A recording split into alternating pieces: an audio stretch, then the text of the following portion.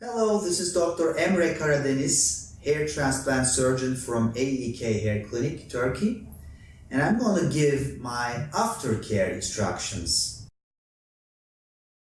Now, since you had a hair transplant here, most probably you look like this guy over here. Now, the most important instructions for the first 2 days is don't have an accident.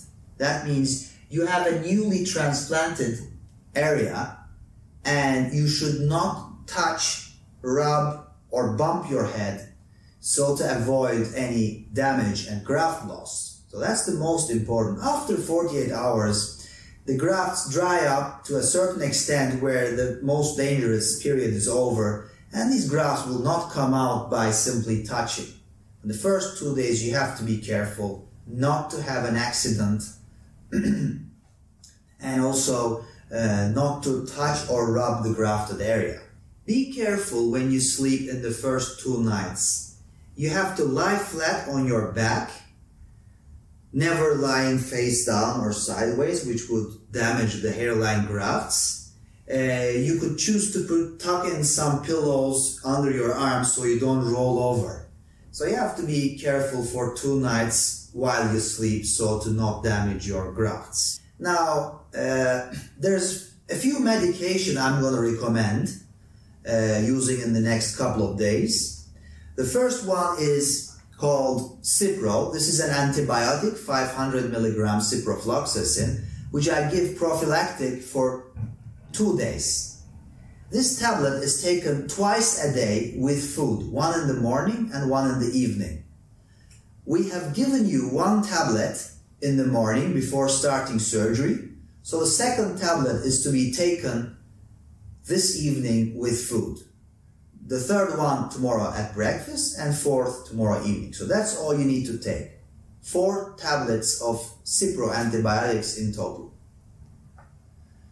The second tablet I recommend is using Prednol. This is 16 milligrams of prednisolone. The goal is to reduce fascial swelling that may occur a few days after surgery. I recommend taking this once a day with food for 5 days. So when you have something to eat at the first opportunity, take 1 tablet with food and take 1 each every day around the same time and take 5 tablets in 5 days. Now, there's slight differences in my recommendations depending on which type of surgery I did. Now, if I did only FUE, then I give a few painkiller tablets, that is Paro. Paro is actually 500 milligrams of paracetamol. I recommend you take 2 tablets when you need it. It's optional and you don't have to take it routinely. Now, if I did FUT, that is strip surgery, or a combination of FUT or FUT and FUE, then I give a stronger painkiller. It's this one here. Etol is a strong painkiller. Take this twice a day with food, 1 in the morning and 1 in the evening. Now, for the first 2 days, I recommend taking frequent painkillers to prevent discomfort. After that, you probably don't need anything. In order to use more frequently, I mix this one with this one, Paro. This is paracetamol. So if I did strip surgery on you, my recommendation is that you take Etol twice a day with food and Paro 4 times a day, 2 tablets each time, 4 times 2. Of course, you don't take them together, you take them interchangeably. So when it's with food, I recommend Etol. When it's between food hours, I recommend Paro. So what you're going to do is you're going to take Etol twice a day and Paro 4 times a day. That's 6 times a day you're taking painkillers every 4 hours. When it's with food, you take Etol. When it's between food, you take Paro. And when you take Paro, you take 2 tablets, don't forget. So that's all about the medication. Now I'm going to talk about the aftercare. Now, in most cases, you should be looking like this guy. There's a white bandage that is that is wrapping the donor area, and there is also a black bandage over it. The black bandage is an elastic bandage. It is meant for reducing the swelling coming down on your face, because a few days later there's significant swelling expected around the face. Now, in general, if I don't recommend otherwise, we will wash and remove the bandage the following morning. So on day 1, come to the clinic for a wash. So what we are going to do is we're going to remove your white bandage. In rare cases that you cannot attend the wash the following morning and you have to leave very early to the airport, I may instruct you to remove your own white bandage one day later. In this case, it's very simple. You just take the black bandage off, so you widen it carefully with your hand and take it off without scraping the grafts off, and then you may just cut from one side the white bandage and it just falls. So the following morning, we clean up, we remove the white bandage, and in general we will put the black bandage on again. This black bandage is supposed to stay 4 days, day and night, except for when you need to wash. When you take this off and on, you have to be careful not to damage the graft. So you have to widen it and carefully take it off. And again, when you put it on, you have to widen the bandage and carefully put it back on again. So it should sit on the hairline, in the forehead, and not touch the grafted area. So, washing. So day 1, we removed your bandage, we put the black bandage on. On day 2, I generally recommend not washing. So there's no washing on day 2. Start washing from day 3. On day 3, you remove your black bandage carefully as instructed. And then you take some moisturizing cream.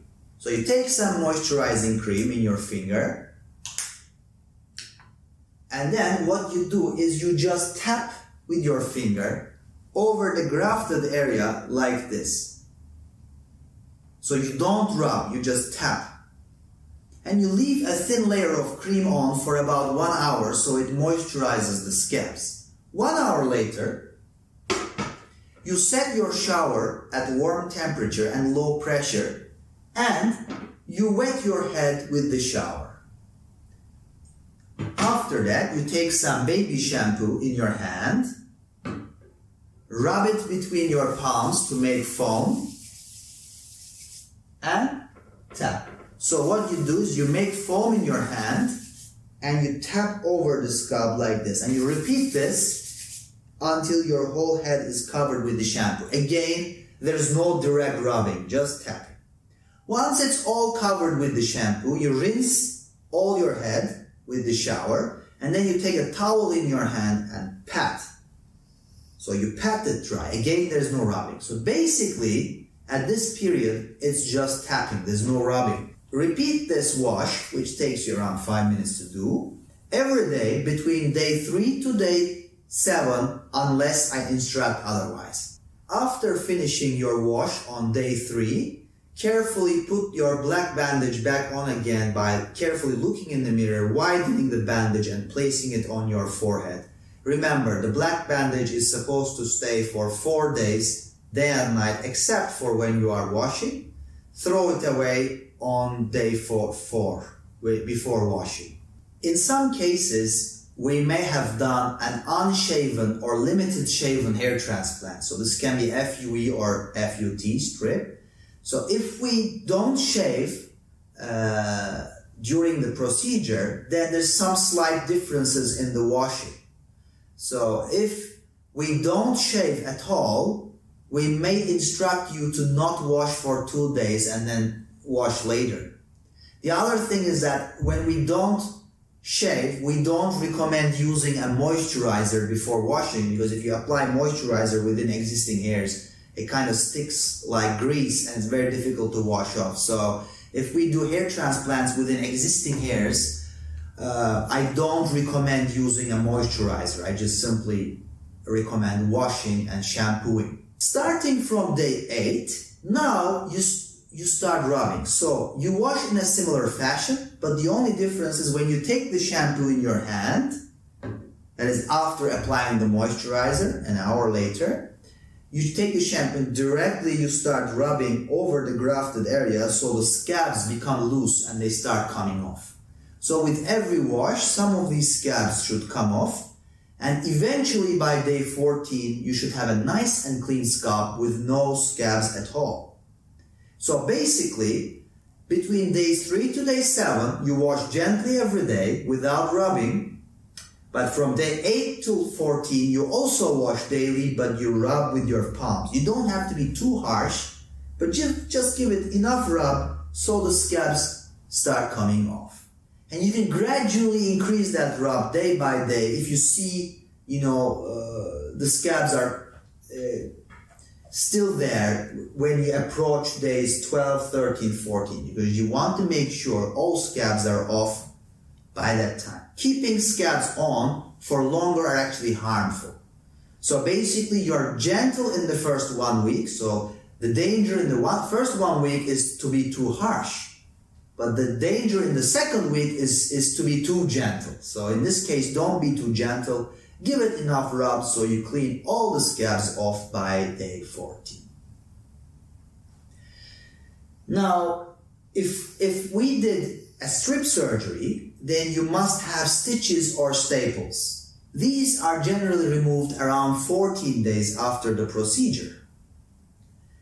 Get staples or stitches removed at 14 days plus or minus 2 days. So that could be anywhere between 12 to 16 days after the surgery, plus and minus 2 days margin. It's not so critical, unless I recommend otherwise. I recommend you don't take alcoholic drinks for 4 days. Not smoking for 48 hours is a good idea, but it's hard to recommend for smokers.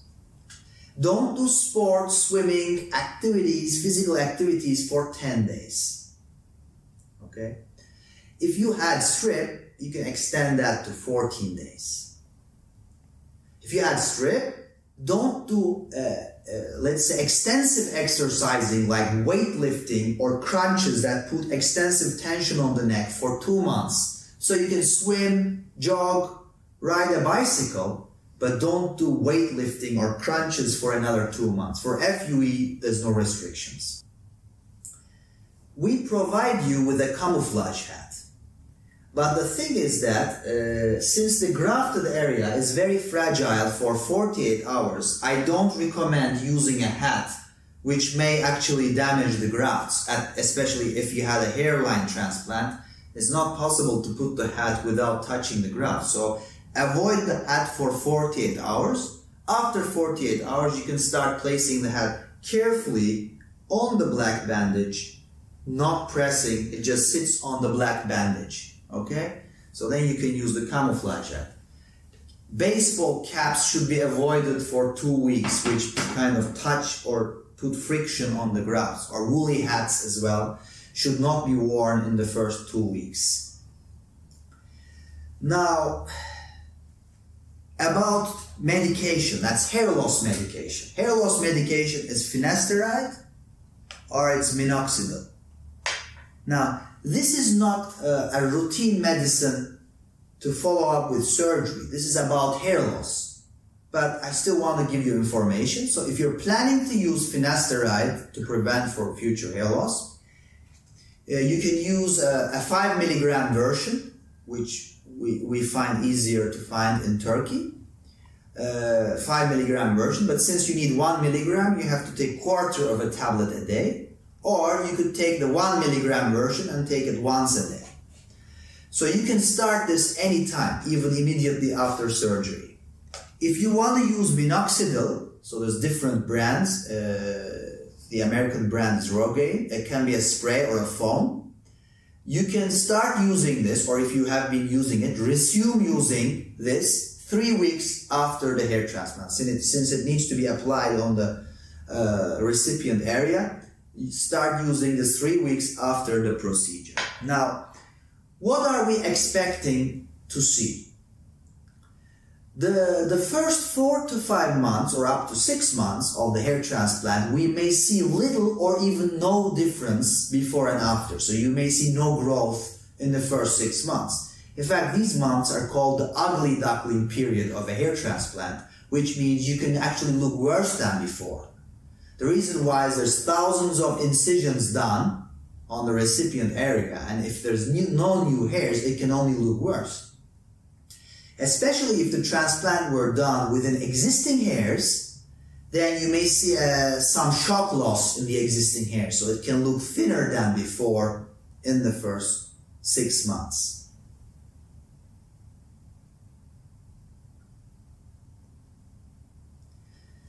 The results of a hair transplant are expected to be visible between 6 to 12 months. For that reason, we ask for updates at 6, 9, and 12 months with verbal feedback and some update with pictures so we see how it's progressing. Hairline transplants tend to show earlier growth than crown transplants. So a hairline transplant should show the result somewhere between 6 to 12 months, whereas crown transplants usually show between 9 to 18 months. So expect a little delay in crown transplants. There may be some slight modifications in my recommendations depending on what we did during the procedure. So I may have add or take out some of those recommendations. Also, we are always behind the phone line or emails. If you have any further questions, please don't hesitate to ask and we will get back to you as soon as possible. Thank you for choosing AEK Hair Clinic. I wish you a nice journey back.